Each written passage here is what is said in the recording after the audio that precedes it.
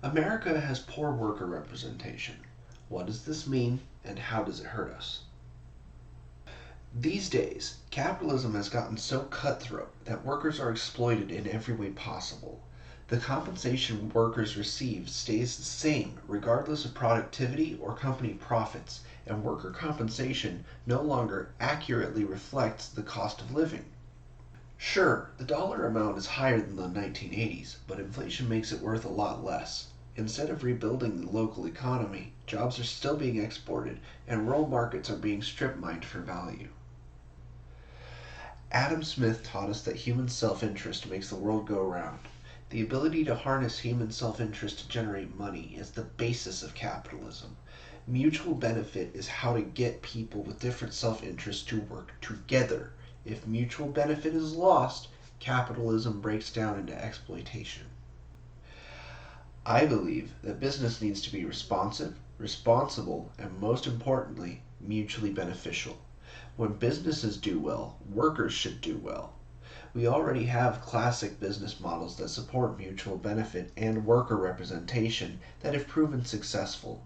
These are great for improving morale by incentivizing employee innovation to lower costs, increase production, and generate profits. There are employee-owned business models like SRC, Land O'Lakes, and Winco. Workers share ownership of the company, responsibility for its success, and are given enough authority to make profit-generating decisions and improvements within their job's area of expertise. By offering stakeholder ownership to employees, they can invest in their communities directly and rebuild local markets.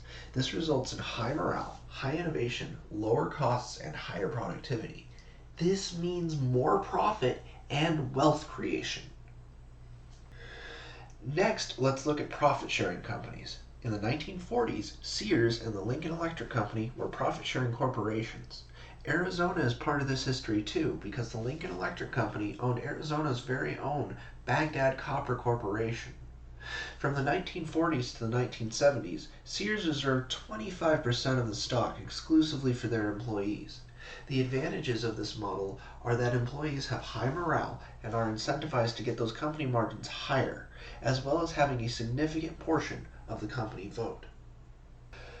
Last but certainly not least are the unions, gathering workers together to protect each other's rights. They won us the weekend, the 40-hour work week, and stopped child labor practices.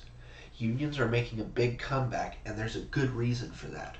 Workers have been undervalued, dehumanized, and treated as replaceable for too long.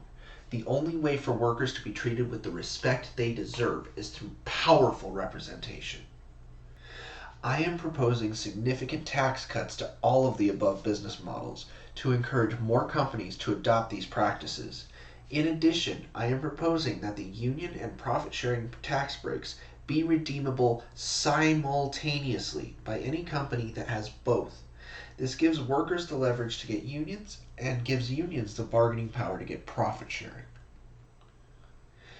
If workers can finally afford health care and child care, and employees can get a big enough raise that they move up a couple of tax brackets, I've done my job well. This is why I'm running for Congress. Support my campaign at gg4congress.com.